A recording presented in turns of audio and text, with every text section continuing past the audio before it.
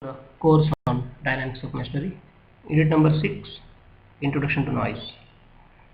So in this presentation we are going to see the frequency analyzers.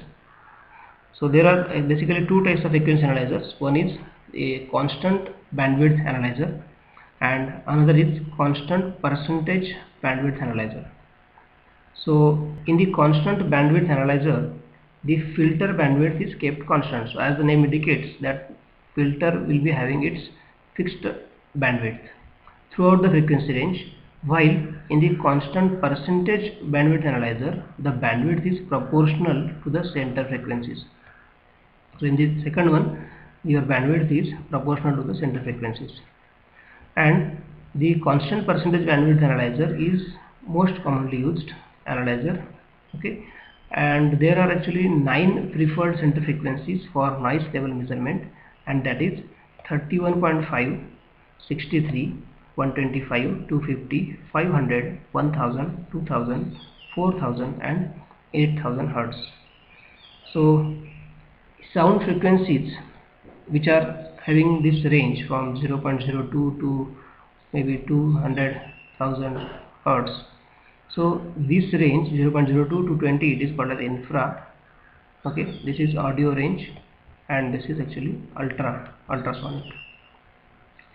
And the auditory field, so this particular graph is showing you the sound pressure level on this y-axis. On x-axis there is a frequency, and these are nothing but the different areas in which this sound will be utilized. So in case of speech sound, you will see this is in the red color. So speech sound will be having the frequency range from around 150 Hertz to maybe 5000 Hertz in this range, and the sound pressure level is from 30 decibel to around 65 decibel. This is the range of this particular speech. Similarly, the music will be having a more better range than that the speech, and also the sound pressure level is also of more size. So this particular area is indicating that music which will fall in these categories. Similarly, the threshold of quiet is indicated by this green line. Okay, and limit of damage risk is indicated by this blue line. So in this range, if anything is there is like this, so it is in the limit of damage risk, and it is a threshold of pain. So beyond this line, if any value of amplitude of vibration or the noise, if it is there, it is going to cause a threshold of pain, because ultimately your cause of noise is nothing but the vibration. So if vibrations are more, the noise will be more, and if it is crossing these limits, this line, red line, so if it is falling in this value or this value, so it is going to cause the threshold of pain, or maybe it is not audible, or you can say which a human ear cannot listen to it comfortably. So there are perception of decibels. So in general, suppose if there is increment in the value of decibel by 3, so a person can easily just perceptible to that particular person, that he can understand that there is an increase in the sound level of it. But if there is an increment in the value of sound by 5 decibels, so it is a noticeable difference for anybody to notice the same.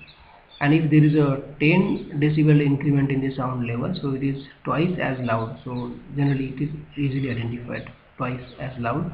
And if there is a large increment in the sound level by 15 decibels, so it is a very large change over there, and which anybody can easily identify.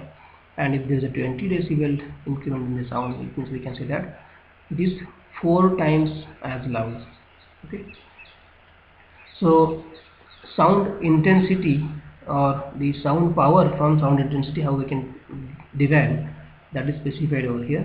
So sound power is equal to P upon 4 pi R square. Okay, this is the way you can find out the sound power. And now we will talk about that why we have to use this sound intensity concept. So it is less sensitive to the background noise.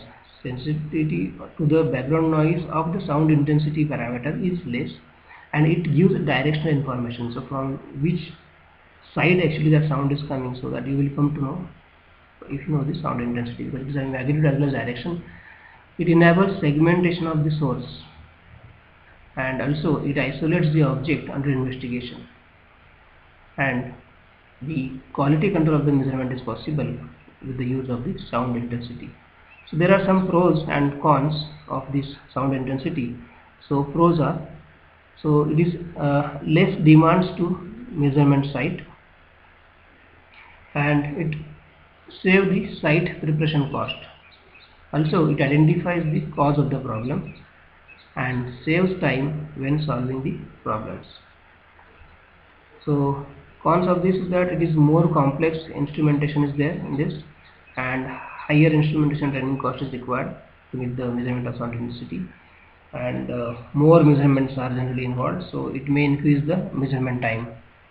So generally when you are going to make use of the sound intensity, so it is used for sound power determination. So generally a non-standard survey, if it is there, in their case it is used. Measurement according to the standard, if you have to do, then it is done. And gathering information for modeling something, that time it is generally preferred. At the same time, the noise source location, it means source location or source ranking or noise mapping is done with the help of sound intensity. And also it is useful for doing the building acoustics. So sound reduction index we can find out, leakage detection can be done, and sound absorption can be studied. At the same time, the sound field investigation, for that purpose also we are using the sound intensity as a parameter. So in general, in industries, for research and development, and for product noise leveling, okay. Then for the case of environment, so noise modeling, noise reduction in buildings, and noise reduction in existing installations, for that the sound intensity is used. And in universities, in education and research work, this particular sound intensity parameter is used for measurement of noise.